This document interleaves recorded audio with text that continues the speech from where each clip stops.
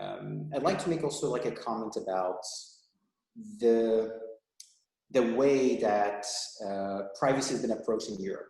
I think Europe is in a very different situation than the United States because we've been really focused on privacy since after the Second World War. In France, for instance, during the Second World War, the Nazis, when they occupied France, went to the government files. So the government back then had individual files on people for census, which at the time seemed to be fair. So the Nazi came to those files and used it to target Jews and whoever else they actually wanted to kill.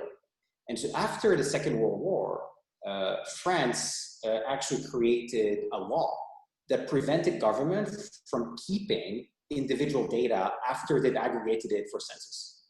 And from that, we eventually had data protection law in the 70s, which already gave things like the right to access your data, to modify your data, and even things which are very futuristic, like the right to say no to an automated treatment.